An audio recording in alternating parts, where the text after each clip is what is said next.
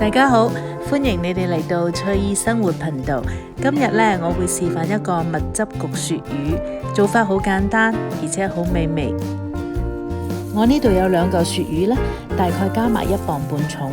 咁我哋買鱈魚嘅時候，一定要買真鱈魚。真鱈魚佢啲肉係雪白嘅，而且肉質好嫩滑，好多油脂嘅，口感特別好。咁我將佢沖一沖水啦，跟住用紙巾將佢陰乾。而家我調一個醬汁，用嚟醃魚嘅，2湯匙嘅蜜糖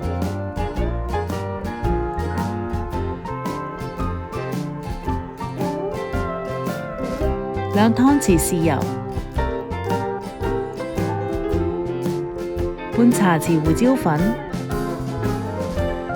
，1茶匙嘅酒，1茶匙麻油，仲有一啲好碎嘅薑蓉。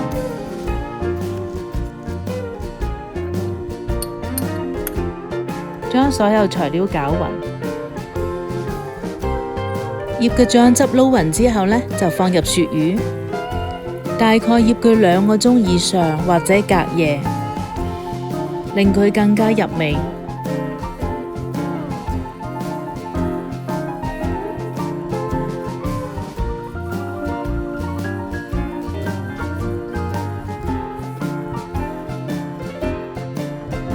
依家嚟調一個搽喺魚上邊嘅醬，1茶匙嘅油，1茶匙嘅老抽，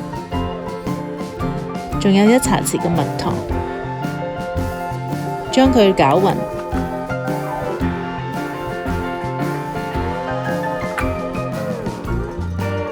焗魚之前呢，喺個焗盤嗰度放少少嘅油，將佢搽勻佢。咁焗魚嘅時候，啲魚唔使黐喺個盤度。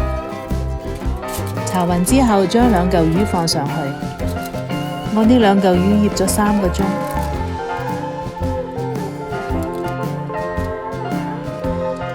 擺好之後，搽一浸焗魚嘅醬汁。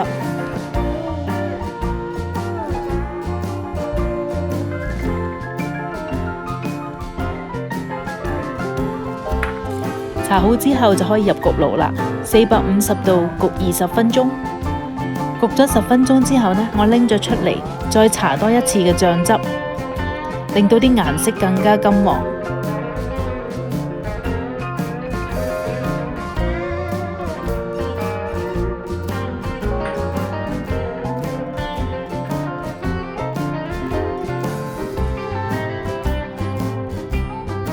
再焗多10分鐘之後就金黃色㗎喇，你睇啲顏色幾靚。